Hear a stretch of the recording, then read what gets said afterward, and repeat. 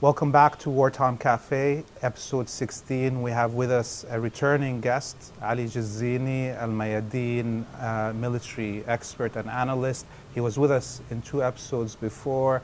Thank you very much, Ali, for coming back. I wanted to ask you, the last time we filmed right beside your village in South Lebanon on the Litani River.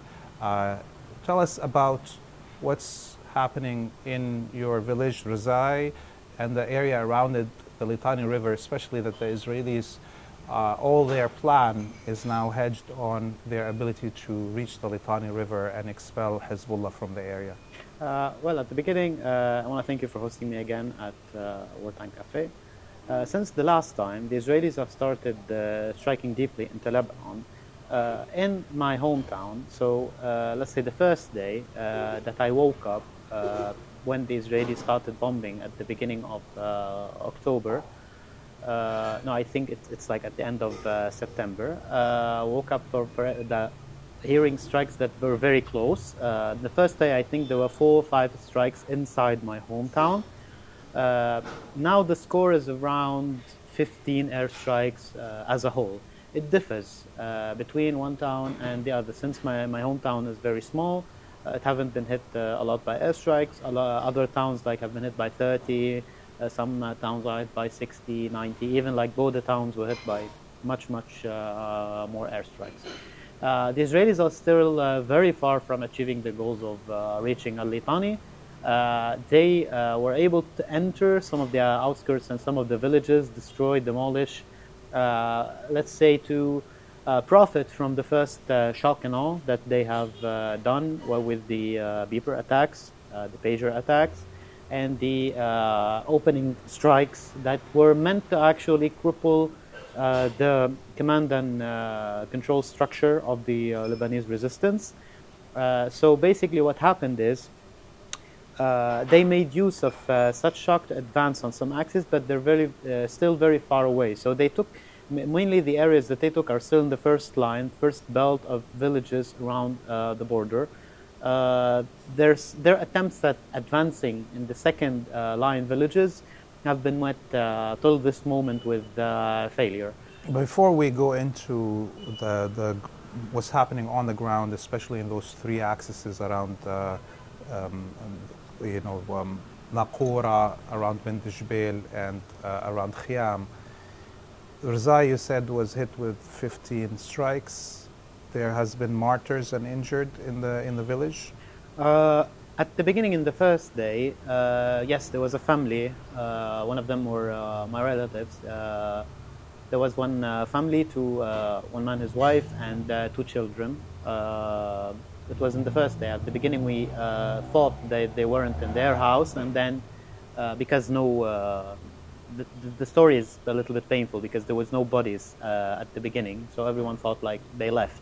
After a few hours, nobody knew where they were, so they went and searching. Basically, they were on the balcony of their houses, and the airstrike basically threw them away into the vicinity, like a couple dozen meters in the orchard, near orchard. So they were found there after a few hours.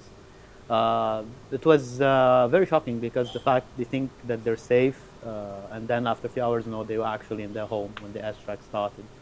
Another strike was done a few days ago, I think around 1 week, and another family was killed.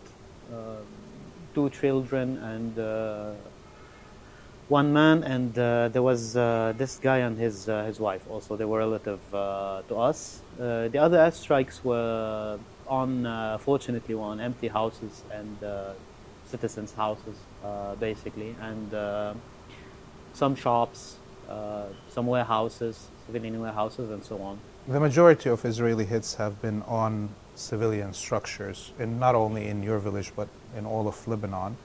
But obviously, part of the reason that the Israelis are doing this is to put pressure on the population and or to displace them.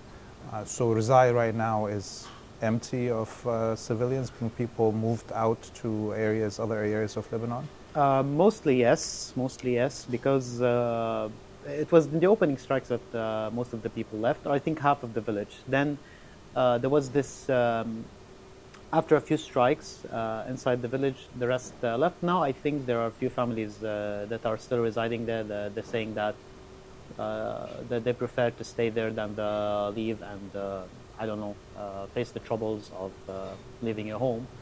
And there are some paramedics still there, some, as in a lot of Lebanese villages, some paramedics, some people to help, some people that actually are helping people bringing aid and maybe getting medicine, because, you know, not all pharmacies are open in all villages now, so they need to go from one town to the other to get medicine to people, especially old people that, a lot of old people have chose to stay there. They say, like, it doesn't mean anything to me now that I'm this old to actually leave. I prefer to die in my hometown.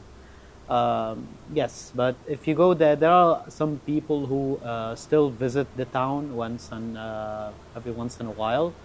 But since the Israelis have started bombing cars going on roads and so on, I think the number of people have decreased. You can still find some people going back and forth, but it's a little bit dangerous to actually stay inside this town, because there is no warnings before strikes. You could get striked at any moment, since it's a very large area. But I don't know, they might see like any movement. You might be going like to your towns to maybe collect some olives, and they might see movement and bomb it. Most of the villages in the south have been practically abandoned. There's still, as you said, paramedics, firefighters, people that are trying to provide aid to those who are staying, the few that are staying. And we see, because of that, the paramedics becoming a major target of the Israelis, both in the Beqa Valley and in South Lebanon. Has there been attacks in the area around Rezaif on paramedics? Yeah, in the town next to us, there have been attacks on a group of paramedics. There have been attacks on a group of young people just sitting in a cafe, in an open air cafe. I think, I remember 5 or 6 young men died, were martyred, and so on. But the main thing now is that it's just unprecedented in the 21st century, because it's not that the Israelis are conducting war by collateral damage as they have been claiming in the past. You know, they kill paramedics, but it's collateral damage and so on. No. What is happening now is that they're targeting the civilian, the societal structure. What actually guarantees the people staying in their homes, what actually guarantees the people withstanding this whole mess. So more than 200 paramedics have been killed. Amnesty talked about it. Of course, multiple international organizations said that it's not collateral damage. They are actually targeting paramedics. Whenever they find a center, they target it. For example, there is a civil defense, multiple civil defense also. You see firefighters and so on. Structures or buildings have been struck. And also in some of the villages of the south, they prevented aid to come and excavate and get the paramedics out of the ruins of the building. So they keep monitoring them with drones. Whoever approaches, the drone strikes him. Multiple people also have been martyred. We're not talking here about striking, military medevac, which is even against the laws of war, the known laws of war. We're talking about paramedics trying to evacuate paramedics that have been bombed because their civilian center have been bombed. So they basically leave them to die in a few days, and then, yes, you can excavate them when you are sure that everyone inside the center is dead. So this has now become obviously a policy, both in Palestine and in Lebanon. This is how the Israelis deal with the indigenous population, and they are intent on genocide, but also eradication of a society in general, and they are definitely targeting all those in society that have expertise, not only medical doctors, but also like professors, civil servants, anybody that has expertise in helping society continue and survive such a war. Not only that, they have threatened multiple organizations that actually distribute aid. One of them is the organization is called Wartime. They have actually threatened to bomb its distribution center in Nabatiyah. They have bombed also very close to multiple hospitals in Nabatiyah, in Sur, Tyre, and Bint Jbail, so which led to the evacuation. They even bombed next to the hospital in Tibnin, which is around 10 kilometers from the border, if I recall correctly. That is, you see, waging war is one thing, but waging war against paramedics is another, because basically you want to guarantee that everybody who is injured in southern Lebanon is basically a casualty, is dead. You're basically racking corpses. It's not about, you see, achieving a political goal rather than using force to shape the whole society. This is like a much, let's say, weak word to describe genocide or ethnic cleansing or the application of force against civilians. So it's just, it's not, you see, there is no use in complaining about war. I mean, as military operations, when things are not going as much as you would have liked them to go, you need to adapt and so on and so forth. But using this kind of forces against civilians, against paramedics, against aid institutions, deliberately, and not even bothering to say that it's collateral damage or maybe do some fake reports like what happened in the hospital of al-Mayadeen at the beginning. At the beginning, yes. At the beginning, they did bother themselves back then to actually issue some fake records and you know, some fake OSINT analysis to say that no, it's a failed rocket of the resistance. But later on, they just said like, okay. After the 10th hospital, they just stopped bothering. I don't want to stray too much off the details that we have to get to, but you know, the colonial strategy always, if you want to defeat an indigenous population, make sure that it never resists, is to practice what I would call negative eugenics, and you cut the bloodlines and or the environmental conditions that can birth people with expertise and specializations, and you know, so we see that this is what was done to the indigenous peoples in the Americas, killing all their leaders, all their poets, all their musicians, all their everything, and this is the same that they're trying to do here in Palestine and Lebanon. Going back to the border situation, the Israelis now, it's 47 days that they are trying to enter into Lebanon. They have destroyed practically all the frontline villages, complete leveling, and over the last 24 hours they've been trying in the Naqoura area specifically to you know, kind of circle around the Naqoura area and go up the higher points to the second line and third line villages that are there.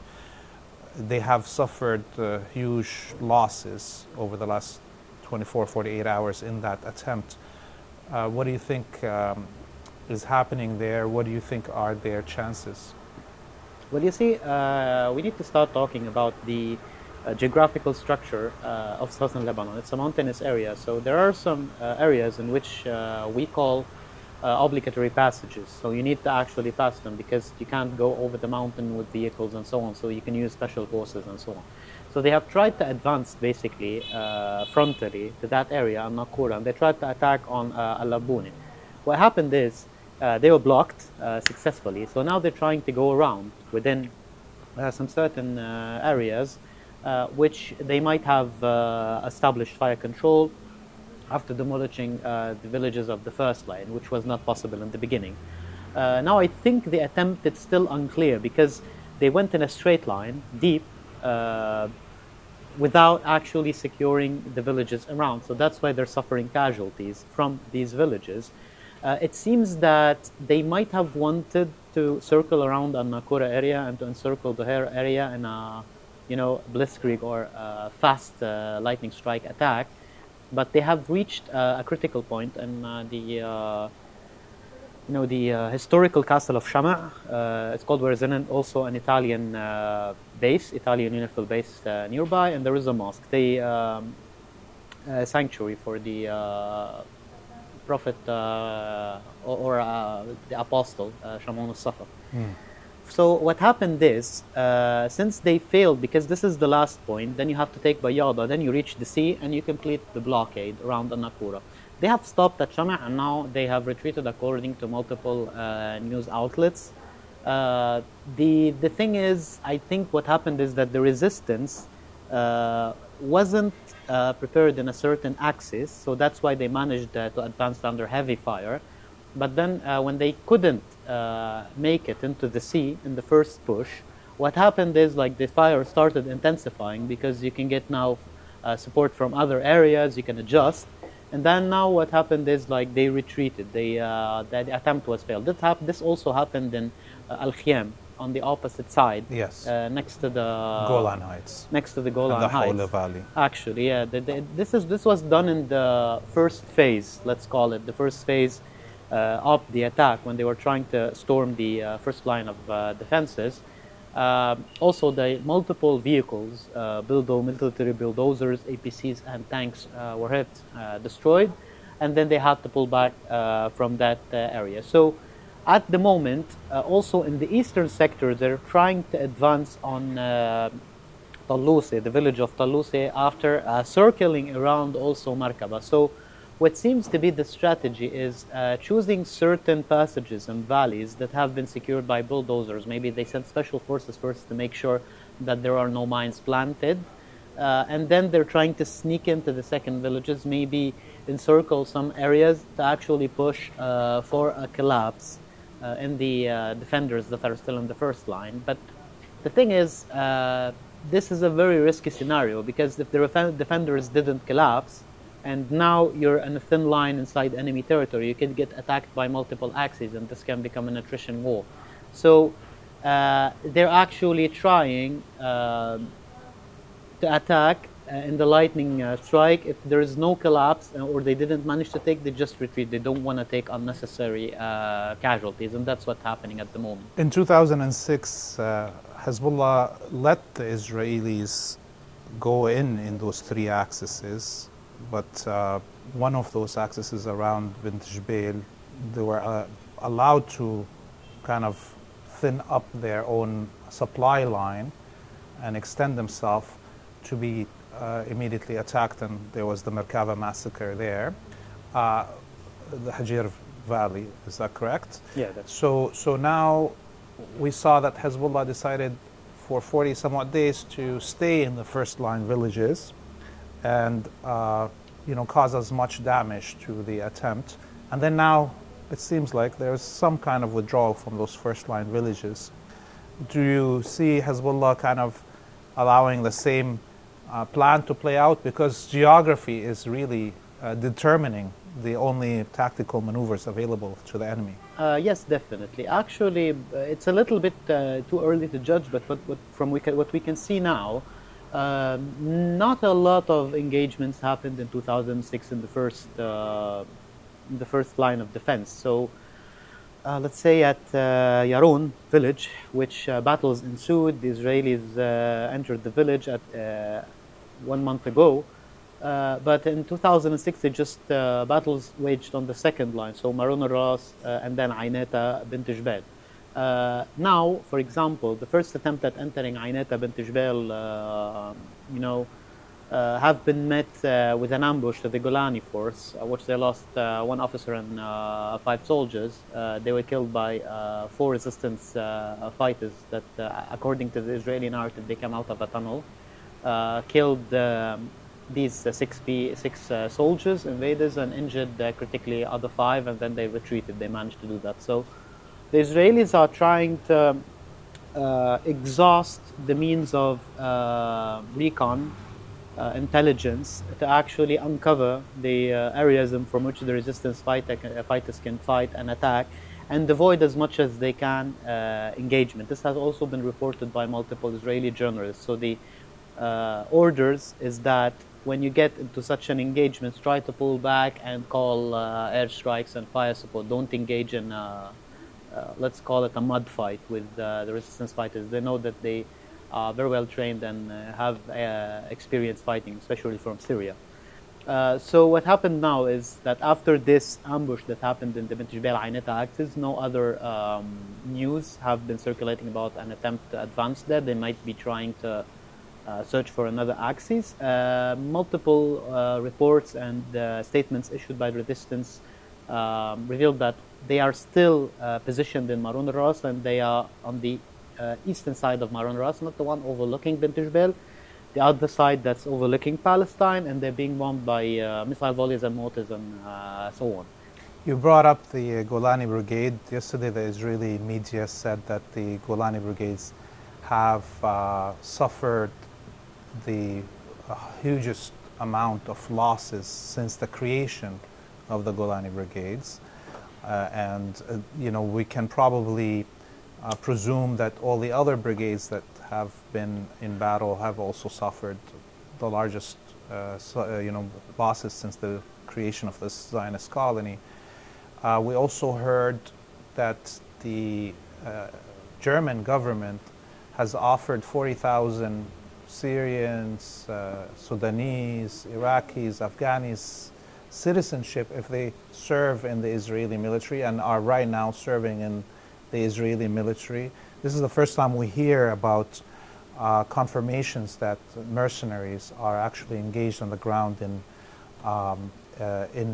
Gaza and in Lebanon, and that's probably just the tip of the iceberg. Most probably other NATO countries are offering the same to you know, mercenaries that would fight in the Israeli military on this war.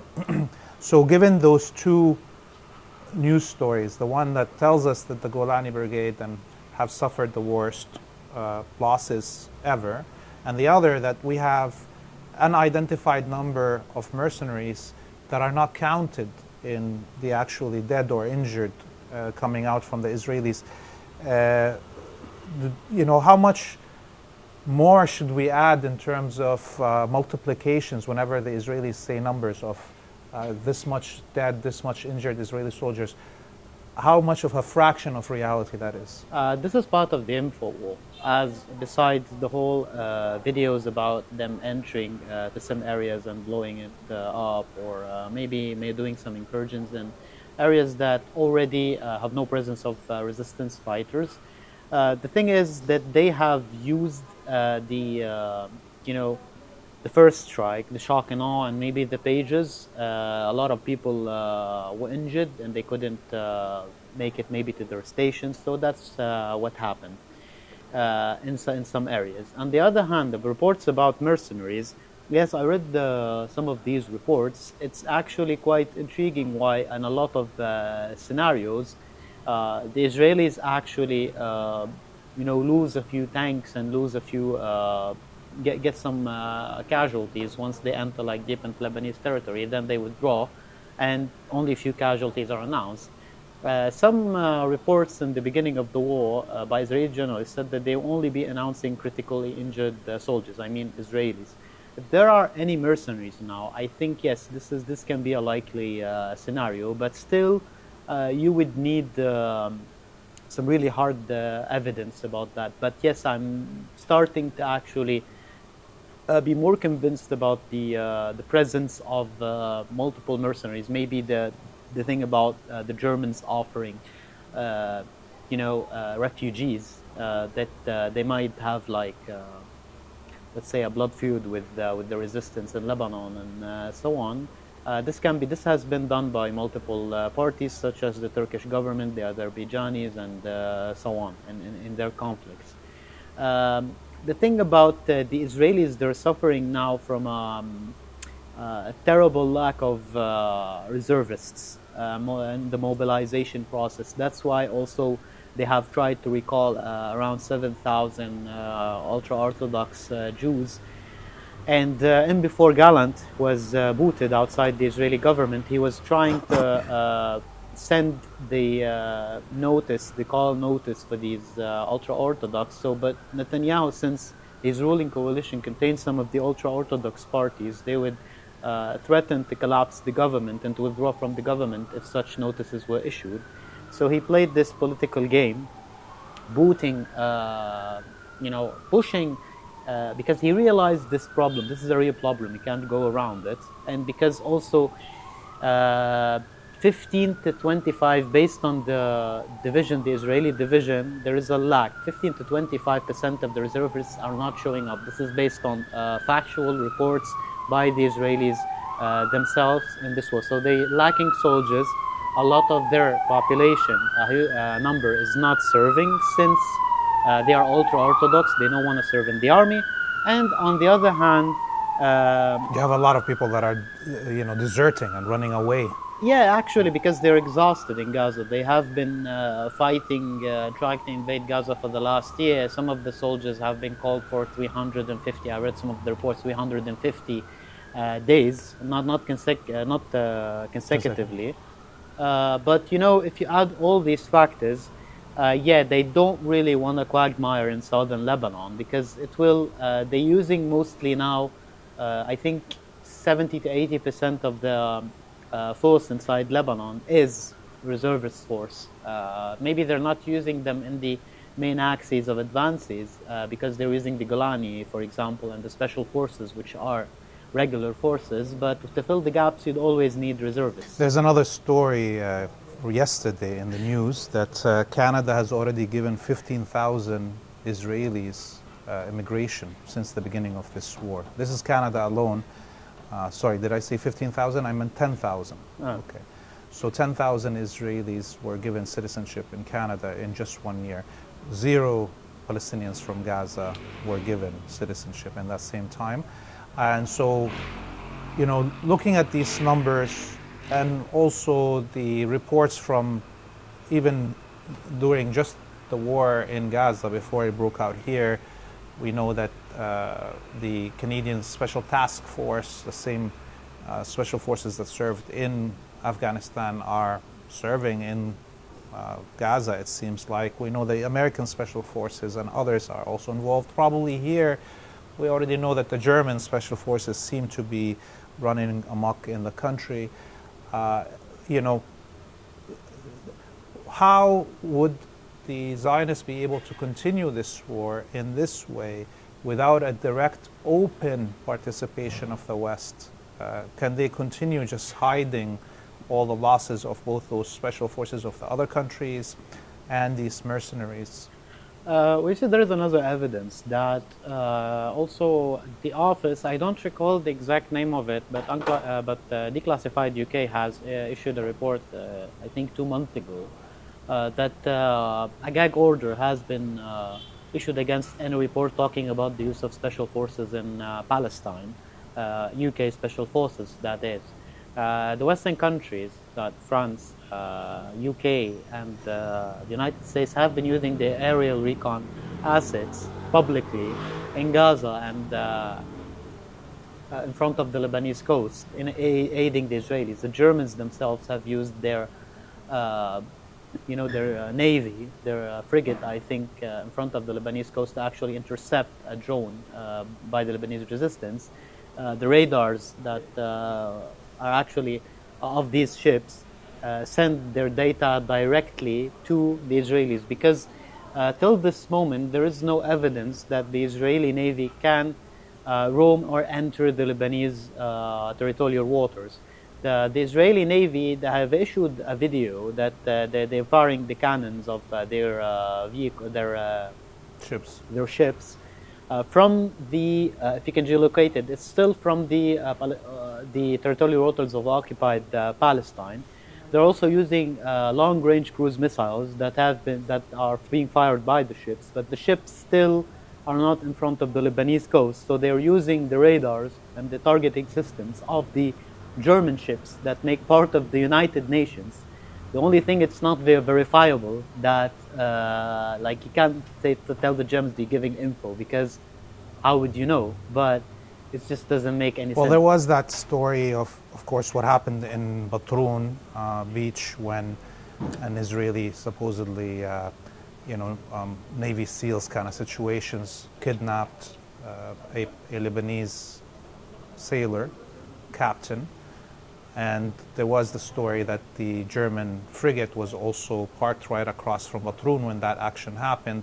There's no way the Israelis can go back all the way to Palestine in a dinghy in the middle of the water with somebody they kidnapped. So, and there is, I don't know if this was confirmed, but there was supposedly an attempt by UNIFIL in the south of Lebanon to attack a weapons cache of Hezbollah, and there was clashes. I don't know if this was confirmed or not, this story. So it's, in general, even if this story in South Lebanon is not confirmed, the United Nations force in Lebanon is still acting on behalf of the West and Israel. Well, you see, the thing about Batroun, when they did a naval landing, the Israelis there, of course they were spotted by the Germans, because the Germans usually also stop, within the efforts to stop immigration to Europe, they stop a lot of small boats carrying immigrants. Of course they would be able to see the Israeli special forces, but why would they stop them with Germany actually being a part of this war unofficially, which pushed the resistance and Hezbollah to actually refuse any participation of Germany in any committee to actually monitor the ceasefire after the war, or in any mediation efforts like it did in the past. They are party to this war. There is no going around it. I think their support to the Israelis are as much as the United States. Even they're more balloted about it. Like the United States try to maybe hide it and pretend that it's kind of a mediator, but no, the Germans are going full support for the Zionists here. We're talking about the story in southern Lebanon with the UNIFIL. I'm not sure about the story as well. I think they were French. They were going around. Now the reports say that they have refused, because usually, you need to ask the army to accompany you if you want to do some inspections, according to Resolution 1701. But now they refuse. They say, no, we need just to inform the army and not wait for the army to come here and accompany us while searching. So they were actually searching for, some caches. According to reports, they found a cache next to the road, so they confiscated it. What happened is, after a while, they got shot on. Who knows who shot against these troops. But it seems that when you're doing that, you become a party of the war, because you see, this is double standards. Multiple reports, confirmed reports by the UNIFILs themselves, statements. We're talking about video evidence of tanks shooting against UNIFIL forces. Yesterday, just an artillery shell landed inside the Italian base in Shama, and they have done nothing about it. Some Italian UNIFIL troops next to Ait al-Shab have been injured, suffocated by phosphorus shells by the Israelis, and also Indonesians. Well, probably they're scared that if they try to even defend themselves, they'll be called anti-Semitic. Yeah. Let alone to deliver on their job, which is to stop both parties from crossing the blue line. So they're letting the Israelis do whatever they want to, and they're helping them to stop Hezbollah. Hezbollah obviously is defending really well on the ground in the border, but also over the last weeks specifically has entered a plethora of new weapons into the battle, multiple ballistic missiles, a lot of new drones, and has raised the level of the targets by targeting the Kiryat, meaning the Israeli kind of Pentagon, and the home of outgoing Israeli Minister of Defense, Gallant. So how do you judge Hezbollah's escalation? Is it something that's going to change the battle outcome, or should we be expecting more to come? I think to be realistic, Hezbollah faced the Lebanese resistance. Hezbollah faced multiple difficulties after the first strikes, especially with the assassination of the leaders, the first line of officials, and the Pages attack, and so on. The whole opening for this situation was the illegal and mass killing done by the Pages attack, which I think I saw a video of a former director of the CIA saying this is terrorism, this is mass attack. If you think the CIA is saying that, it tells you something. So what happened is that Hezbollah in the last month have been trying to recover from these blows. Of course, the Israelis have exploited entering some of the villages of southern Lebanon, but I think after 1 month, Hezbollah managed to regain the control, the command and control structure that the Israeli chief of staff have been saying in the beginning, that Hezbollah in disarray, he doesn't know what he has, we know. He's trying just to impose the full control, knowledge control, informative control about the whole war narrative. But what happened is, like, Hezbollah did not break as they were expecting. They were hoping to actually that Hezbollah breaks. They were the whole narrative about we're gonna reach al-Awali, which is al-Awali River, which is 45 to 40 kilometers away from the borders.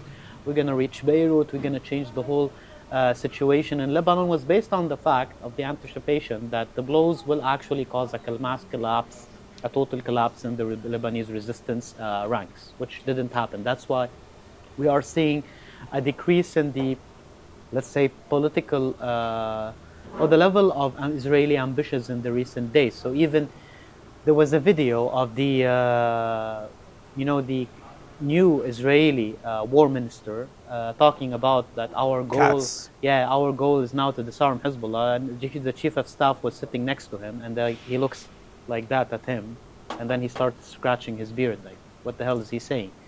Because Hezbollah managed to sustain, casualties, but to actually work on what he still has under his hand. I know a lot of people did anticipate a different outcome, but at this point we have to be realistic in the sense that the resistance is trying to cope, it's trying to fix the whole situation, or was trying.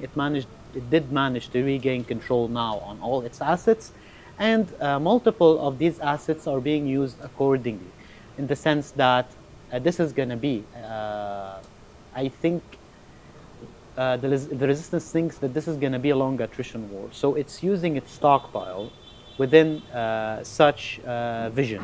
It's using its strategic weapons in the sense that to exhaust the still present Israeli defense systems, air defense systems, we're talking about missile defense systems, to cause damage to the Israelis, and to actually, let's say, change the perspective of the Israeli society and their opinion about war. So if you see at the beginning of the war, around 60 to 70% the Israelis did actually support the enlargement of the war, the war efforts and goals in Lebanon. But now the percentage of that actually supports, according to Israeli polls, that support the continuation of the war had dropped to 42, while 45% of the Israelis think that they should stop and seek a ceasefire now in Lebanon, because of course a war you might use or benefit from the first strike because you have technological supremacy and total support from the West.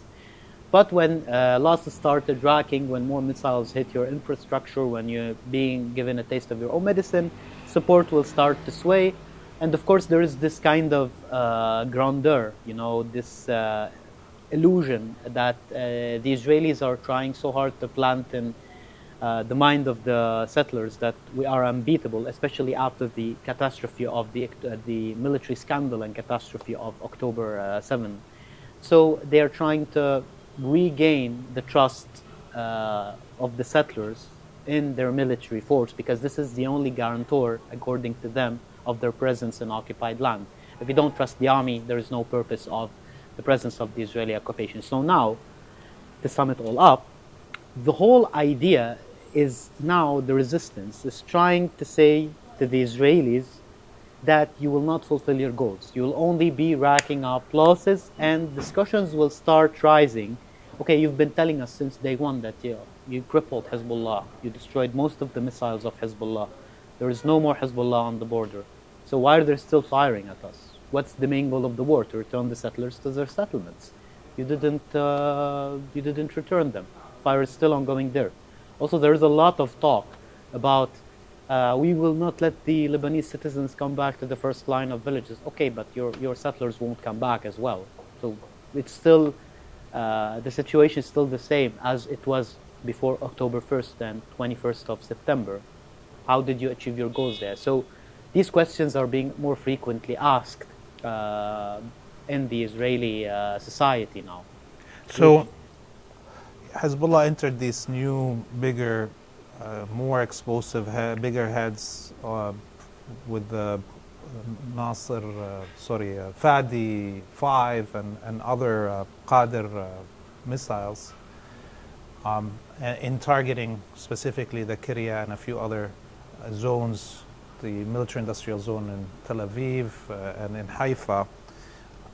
Are we going to see more of those, number one? Number two, we've also been seeing the Israelis practically attack Syria every day for the last week.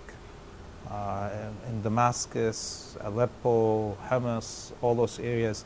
And the Israelis are digging right now trenches in the Golan Heights, in the demilitarized zone, according to the UN observer troops that are there. So it doesn't seem like that there's going to be any de-escalation, and it seems like both parties are working as if Syria is going to be another battlefield, and specifically the Golan. Should we be looking at the Golan Heights and expecting that it's going to explode any moment?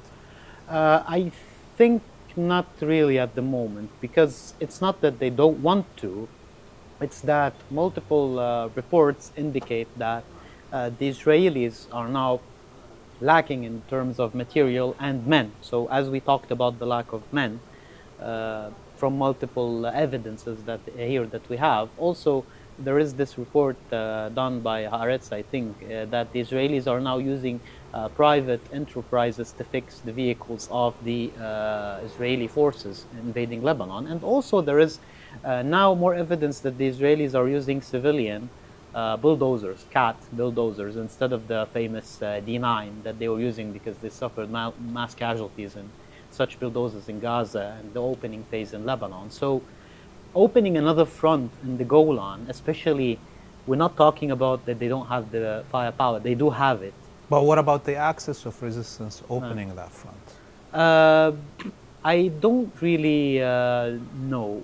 It might happen, but the Israelis are still, like maybe if Iran entered the fight and mass missile strikes have been done against Israeli Air Force, you would be able to regroup and conduct attacks from there. But at the moment, because you see the Israelis raised most of the villages in the Golan Heights, the Arab villages that they were there, and it's an open terrain. So if the enemy has air superiority, without actually trying to hinder this air superiority, there is very hard attack from there. It's unlike southern Lebanon, where you have hills and maybe you have dug a lot of underground infrastructure. But it's a little bit difficult from that area, at least in this stage. But what we can be sure is that I think it's a high-risk, low-reward scenario for the Israelis to attack from there, because it's a very, very wide area. And if they're now operating, they had to withdraw one division from Lebanon. They're now operating around 3 divisions in Lebanon. Where do they get the other divisions? Because it's reservists. We're going back to the same problem. Sending one division to the Golan, okay, what are you going to achieve there? You can't close the lines. Once advancing in such a large area, they're lacking troops. They will conduct more strikes, because what's happening now is that they are acknowledging the strikes in Syria. They were trying before to put it inside this gray area of no war, no strikes, and yes, we are, but we kind of not. But now, no, they're sending messages that if Syria continues to be the passageway for the Lebanese resistance logistics and arms, it's going to be attacked. I don't think they're going to wage a mass campaign in Syria. This will enlarge the war, but they're trying to scare the resistance allies in Syria to prevent the Lebanese resistance, because also reports have been saying that they've been contacting the Russians, and the Russians said that this is none of our business. If you want to do it yourself, to stop the shipments. It doesn't make any sense for the Russians to actually give to the US such card at the moment, because they're at war in Ukraine, basically.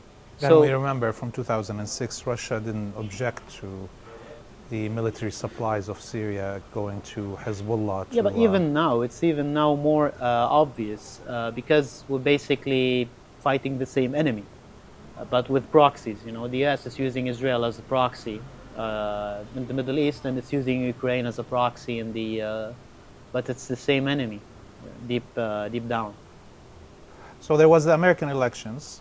Obviously, a lot of people in the U.S. thought it's going to make a difference. But now we have Trump naming his cabinet, and they're 100% Zionist, and even more so, alMayadeenist. Surprise, surprise. Some of them. So you have this, you know, Minister of Defense and Minister of Foreign Affairs that want to build the temple. Yeah, it has the Templars, the cross of the Templars. Yes. So, I mean, clearly, Netanyahu won the election in the U.S., and he has free hand to do whatever he wants to from now till the coming of Trump, which begs the question, all this we hear about a ceasefire and Hochstein arriving with this offer of ceasefire. First off, what is your assessment of this ceasefire proposal? Because for me, it looks more like a demand of surrender. Yeah, it doesn't make any sense now, because the Israelis, they're demanding the liberty to strike while disarming your opponent. At this point, you should beat me, you know. If you're asking me to restrain me and then you can beat me whenever you want, but you still didn't beat me, at this point, why should I concede to you? It doesn't make any sense. Not because if you support the resistance or not, it just doesn't make any sense. This is a demand of no demand, you know.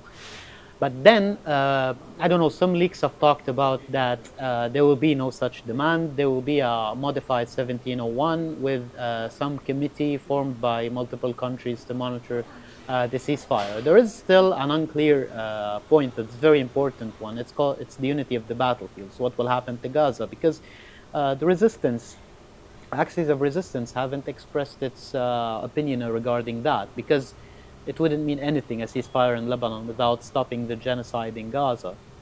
So the Israelis, if you look at their standpoint now, there are multiple factors that play into that, in the sense that expanding the war goals in Lebanon, to invade Lebanon in the winter, it's going to be very hard, especially with these kinds of casualties. And we're talking about more hits are being achieved daily because they are exhausting the amount of interceptors that they have. Also, the Iranians still need to respond to the last Israeli strikes. We don't know what the Iranians will do. So if you think logically now, the Israelis have probably reached the peak of their achievements militarily in Lebanon, if they want to consider it like that. So they should seek maybe to stop the war. If I were an Israeli, I would think like that.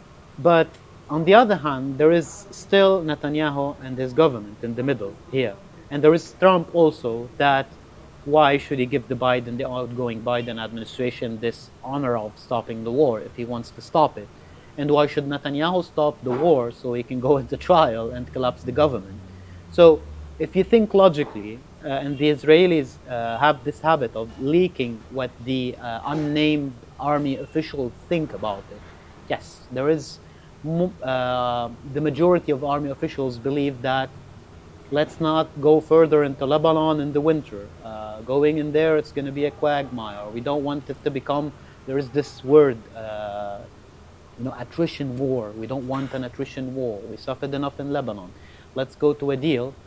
While I think, if you think in Netanyahu's perspective or brain, there is no incentive to go on a ceasefire at the moment. But if you think by the army's perspective, take the army's perspective into consideration, yes, they will probably want a ceasefire in Lebanon and maybe try to separate Lebanon from Gaza. So you have this. There is a lot of factors that come into play now. So multiple things there. Number one, Sayyid Naim Qasim in his last speech said ceasefire will only happen if the genocide in Gaza is stopped.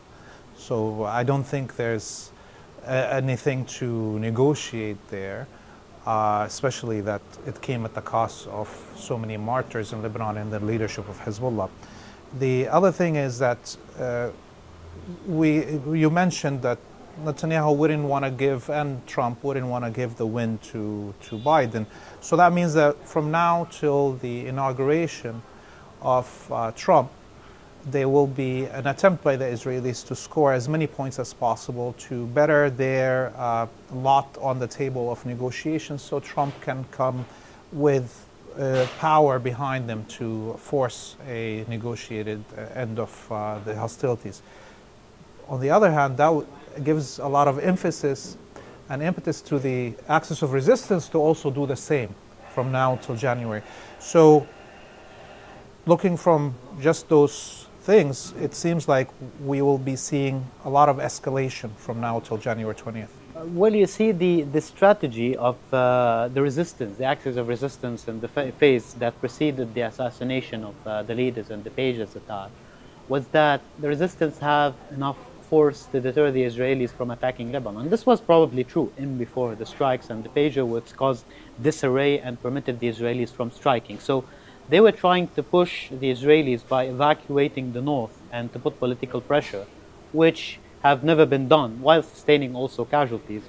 They have been trying to push for a ceasefire. And the Iranians also thought that we can score victory for the axis of resistance without going on a full-blown war against the United States. While it's okay, it's occupied in Ukraine, but the situation, the geostrategic situation on the globe could be better if it gets occupied somewhere else, and we don't have the whole American war machine against us, because you might want to win, but you don't want to destroy the whole region. But what happened is, like, the circumstances changed since the Israelis decided that we will detonate the pages, we will destroy the leadership, and we will go on a shock and awe strike and campaign against Lebanon. So now you have to cope and try to adapt and adjust based on the war right now. The Iranians, I think, have changed their strategy, especially with the coming of Trump. And there's basically no signs that he will be, especially as you said, with the whole cabinet, the whole Zionist neoconservative cabinet, there is no sign that he will be going to negotiate with the Iranians rather than go on a full pressure campaign. Maybe not war, maybe he will go like full sanctions as he did in 2016, the first time. But the situation has changed also. Iranians in these years have conducted a lot of collaboration with the other parties, Russia, for instance, and China, doing trade denominated by currencies other than the dollar. So it's going to be a harder job for Trump also.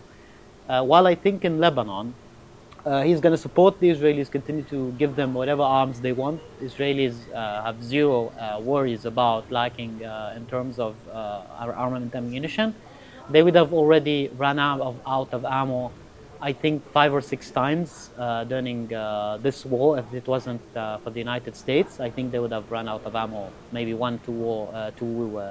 months into the war in Gaza, and in the first month of the war in Lebanon also.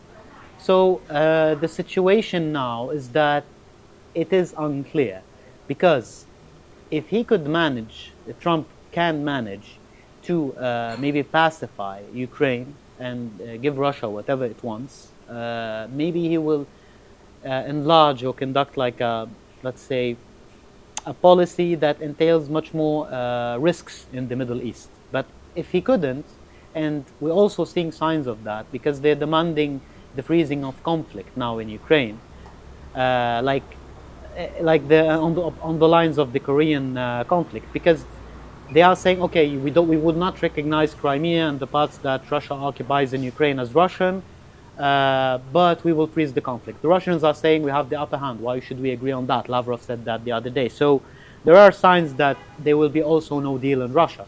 So we will be facing the limits of American power. Not talking about intentions and Zionist and being extremist here. You would definitely just face the limits of your own power. It depends on also what will happen with China. If like the United States cannot go on a full pressure campaign against Russia, China, Iran, Korea, all at the same time, because it will exhaust its resources. In this war here happening, there were multiple occasions in which there were no aircraft carriers in China because they were in the Middle East, and there were no aircraft carriers in the Middle East because they were in China. So I wouldn't think that the Chinese, for instance, would accept like a war against Iran without trying to push stuff around here. So it's not about how the you know, the political class in the U.S. views it. Because at the end of the day, the Pentagon comes to Trump and said, like, listen, we have this Navy, we have such aircraft carriers, and we have this number of missiles. This is what we can do. This is the limits of our power. I'm not being too optimistic here, but I'm just saying it depends. If he can pacify other scenarios, yes, he will go full pressure here. If he couldn't, I think he would be pushing more of, let's stop the war and sanction the hell out of the axis of resistance and Iran in an attempt to push it to collapse. So, you know, just one thing about that is obviously 30 years of killing Arabs have made the Americans kind of addicted, and it seems like it's their favorite kind of blood. So I would think that they prioritize killing Arabs than over killing Russians. But Arabs are not a strategic threat, as in the sense of the Americans are being pushed. Of course, here the Zionists want Israel to stay and want to rule them all, like in the Middle East. But the main threat to the U.S. hegemony here is China. It's not even Russia. So there is more this realistic approach that is not being heard in the U.S. administration. It hates us as much as anyone, but they're being realistic. Okay, China is the main threat here. We should focus and try to pacify and sanction the others around. So you think, like, even though there was a liberal, quote-unquote, Democrat in power that allowed the Zionists to commit the genocide in Palestine and assassinate so many leaders in the axis of resistance, you think that when a Republican conservative Armageddonist comes into power, they will not even, look, for me, I would be worried that Ayatollah would be a target. Up until now, I think they probably have been trying to assassinate Sayyid Abdul Malik al-Houthi in Yemen and have not succeeded. They probably have been trying. So I think Trump will go even more crazy than Biden. Well, you see, that's a possibility. That's a possibility. I'm not denying it. But what I'm just saying is, like, there is part of this Trump narrative that he tries to play the hard man, in the sense that to achieve that I'm the scary man, that you should be scared about me, I can wage war, and so on and so forth. But the worst scenario for the U.S. can be here a quagmire in the Middle East, a quagmire in Ukraine, and if you can't win that, your whole hegemony on the planet is being threatened. But the best scenario is that we are scared of them, so we don't do anything and we do concessions. So there is this kind of game here. It doesn't matter how much of a Zionist and extremist you have if you reach the limits of your power. The Pentagon will come and give you certain options, and you have to choose from them. You can't say, like, I'm going to nuke the whole world. Like, no, it doesn't work this way. I'm going to send, 200,000 American troops to the Middle East. You don't have them. You don't have them. I'm going to send 5 aircraft carriers. You don't have them. So that's what I'm talking about, the limits of power. Maybe they will be trying to, I told you, they were trying to pacify the Middle East, not in the sense that save us, but in the sense that stop the war at a certain point where they can get much more concessions and get the rest by sanctions and revolutions and so on. There is higher possibility that they will get dragged into a war in the Middle East, but it's still a possibility. It's not a given in that regard, even if they're extremely Zionist. So if you remember in the Bush administration, they were also Zionists, but why didn't they attack Iran back then, in 2004? For example, in 2006, there was the Bush administration. Why didn't they push to the end? Because they reached the limits of their material power. Why didn't they attack Syria? So it's the same lunatic neocons. They were there, they are here now. So, you know, it's just, it talks. Of course, they have waged war against Iraq, but they haven't waged war against the others. And now China is much stronger, Russia is much stronger, North Korea, the People's Republic of Democratic Republic of Korea is much stronger. So they would be limited by their own power here. One last question, Ali, before we let you go. Thank you for giving us this time. You know, given all of these things and details that we spoke about on the ground in the political arena, you look at Lebanon and the pressure on the population. You're displaced internally yourself and your family. How do you judge the cohesion of the population? Can it, number one, withstand a longer war and a bigger price? Just so because it is the most important thing, I think, in a anti-colonial struggle, is the cohesion of the population that is fighting it. Well, at the moment, the population still seems to be very cohesive in Lebanon, despite the attempts of some of the politicians, such as Samir Jaja and the agents of the Americans. We hear that there's some of his troops training in Jordan right now. Yeah, that's have been heard for a long time. That is actually a given. A lot of intelligence reports have since years have reported that. The thing is, for example, when Jaja tried to make let's say a meeting to actually organize the ranks to fight Hezbollah internally, everyone said, "Are you crazy?" For example, he tried also in multiple statements to say, like, we can isolate the Shias in Lebanon, which are mostly the societal group that supports the resistance. We should isolate them. And all the other groups said, "Are you out of your mind?" Most of the other groups, apart from Jaja, are divided into multiple levels. I'm not saying that they support the resistance totally, but it's still cohesive to the point that there is currently low threat of a civil strife or a greater push for the resistance to sign a ceasefire that it doesn't want at the moment. Currently, the Israelis are trying to bomb certain areas that contain refugees to also push them to pressure the resistance into signing a ceasefire. They have been bombing people distributing aid. They have been bombing multiple people distributing money to the refugees and financial aid also. They have also been trying to bomb some of the areas where where there are refugees from southern Lebanon that have moved to other areas, saying that there was resistance officials inside the houses. No evidence to that, just to try to push the other groups to kicking the people of the South Lebanon and Biqa and Dahiya from outside there.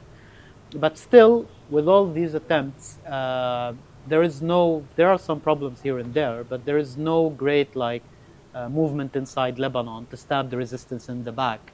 And it's still even more, situation is still more peaceful than the war in 2006, which did have much higher tension, internal tension inside Lebanon, and much more, let's say, aggression against the Lebanese resistance in 2006. Now the situation is still calm, but I would expect the Israelis to push into more of such policies, like bomb, maybe, God forbid, bomb schools that contain refugees, and maybe bomb areas where refugees are situated.